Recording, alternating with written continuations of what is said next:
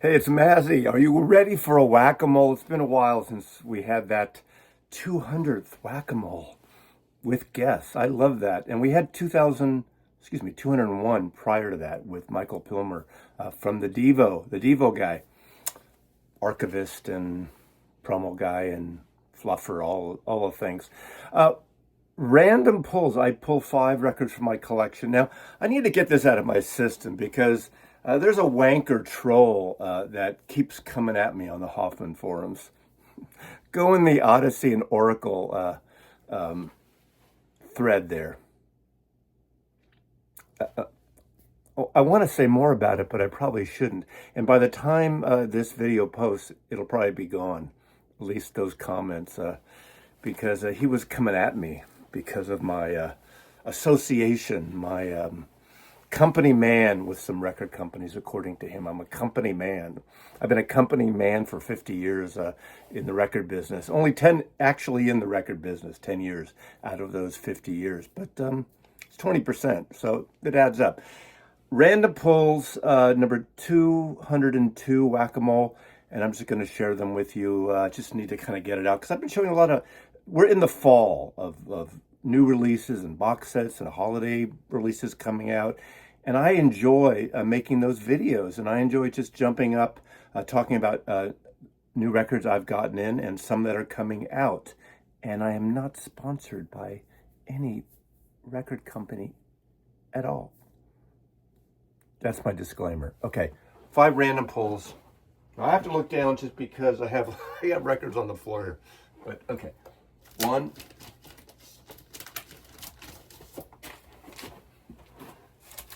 2, 3,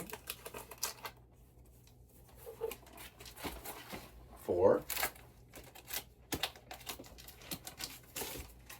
and how about here, 5.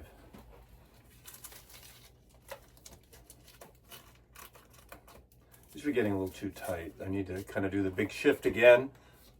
Sorry. I'm not cheating, I swear. I'm just trying to get something that's grabbable. That's grabbable. Oh, okay. First, a promotional copy. Weren't they called the Beans in Arizona? The Tubes. Young and Rich, right? Is this Young and Rich? Oh, now. This is I'm thinking this is their 3rd album. I don't think it's the 2nd. This is a promo copy from A&M Records. Now, the Tubes, Fee Waybill and Bill Spooner and I used to know Prairie Prince, the great Prairie Prince on drums. You got Michael Cotton on keyboards. You got Vince Welnick. See, I know these off the top of my head. I can't believe it. Vince Welnick on keyboard. That unfortunately, well, he became a keyboard for a very short time with the Grateful Dead. And then Jerry died, and then he took his own life, unfortunately, after that, which is tragic. Because that was a big deal, being with the Dead at that point in his career. And who else am I missing? Roger Steen, the lead guitar player, the other guitar player. Great band. I remember seeing them at Bimbo's 365 Club when they started with Lila and the Snakes, and great art band. Their first album, produced by Al Cooper, is amazing. Now this record, Hit Parade, Golden Boy, Kathy's Clone. I like this record. It's not my favorite. I like Young and Rich. The second one, that's with the MX card on the front. That is a great record. This is pretty good. And then, of course, they went to Capitol later, and they had MTV hits. They were bigger on those Capitol records, but I tend to like the A&M records better. So that's the Tubes. This is 78 or so. What year was this? 19. Let's look and see, because I'm guessing 70. No, I'm guessing actually 77. 77. I was right. White label promo. There you go. The Tubes now. Promotional copy, not for sale. Now, okay, this is a winner.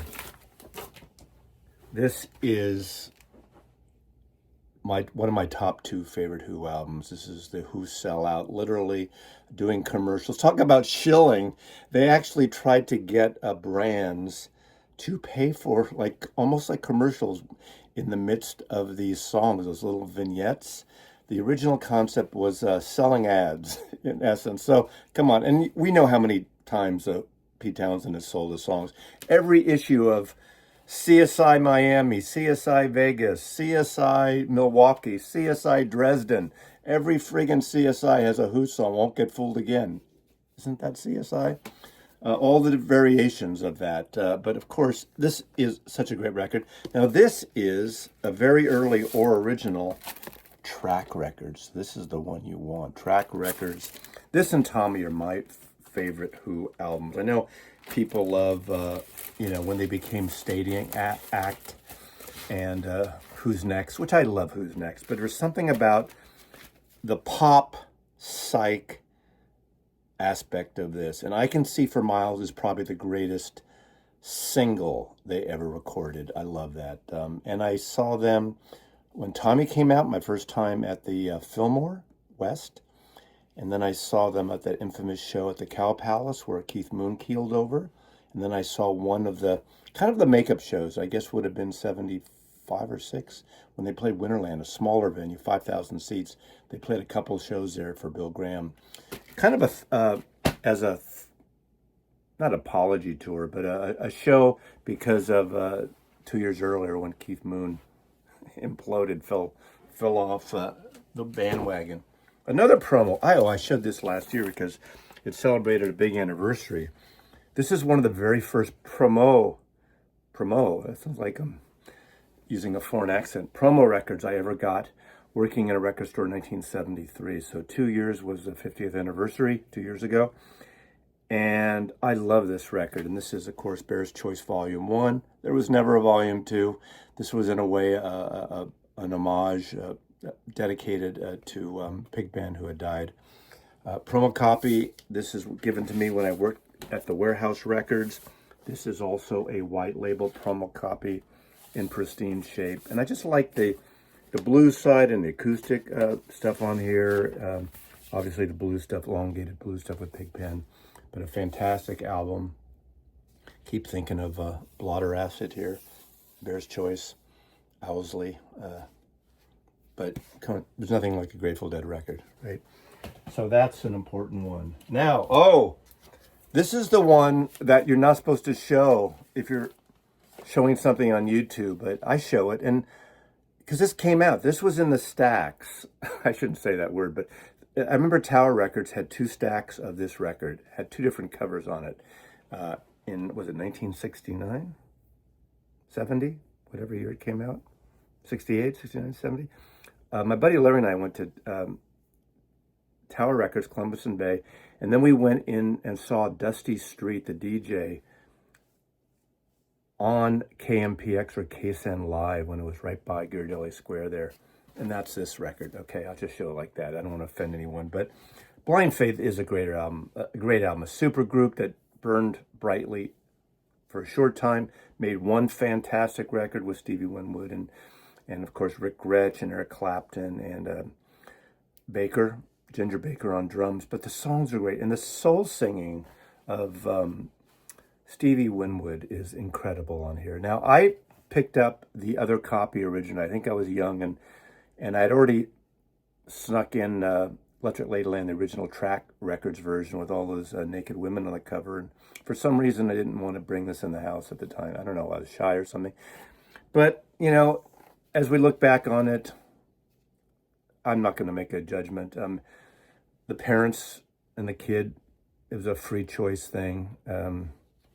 Is a suggestive? Sure. Under young woman? Sure. I'm not going to get into that. But musically, this is a great record. So Blind Faith record. Of course, the other cover is terrible with the band picture. Maybe they could have come to a good compromise, made something better. One great cover between the two. Now, this is a great cover. It's just that we look on it from different times and different eyes now. That's all I'll say about that. And, okay, this is one of the posthumous records that came out from Jimi Hendrix, Midnight Lightning. Midnight Lightning. This is probably, was it Eddie Kramer that worked on this thing? Let's see, what does it say here? Now, I'm not good at placing and explaining exact Hendrix. I get a lot of these records and I put them on and I just listen to the music. I know I use that phrase, it's the music stupid, which it is. So I don't always know which recordings are what. He does Machine Gun, Blue Suede Shoes, Once I Had a Woman, Beginnings, Midnight Lightning, of course, Hear My Train, Gypsy Boy, New Rising. So, in fact, I don't see Eddie Kramer's name on here at all. So, oh, Alan Douglas. Okay, this is the Alan Douglas stuff. And this was a posthumous release that came out in 1975. And some people don't like this series of records that came out. And a lot of this stuff has finally been repackaged, correctly mastered possibly, in years later in different collections. And I am not one to explain to you where this music eventually turned up and what it is. So I failed my audience in terms of the details and the historic relevance, I'm dyslexic, about this record. But I continued to buy these records in the 1970s because Jimi Hendrix, and these would come to the store and I'd bring them home while I was working there. So that's a whack-a-mole. It's been a while. I feel like I have to work out a little bit, you know, maybe some fodder here to feed the trolls. Thanks for watching. More stuff to come. A lot of great issues coming out. And I'll definitely showcase some It's a Music Stupid for my own collection. Thanks for watching. Like and subscribe. And do all those things you do. And, you know, I shouldn't feed the trolls, but sometimes they need feeding and watering occasionally. And just because I didn't love the Odyssey and Oracle mono, my own opinion, a couple people got upset about that, like I'm turning people off to buy that record. You should listen to it with your own ears and check it out yourself. I just think, compared to the stereo, if you haven't watched that video, I like the stereo better, and I think it should have been a premium edition. I was kind of disappointed. That's exactly the term I used in the title, and I'm disappointed. Now, other people seem to like it, so you know, difference of opinions are fair, and that's what you should, you know, listen to a lot of people and try to listen for yourself if you can. Thanks for watching again. Mazzy loves you.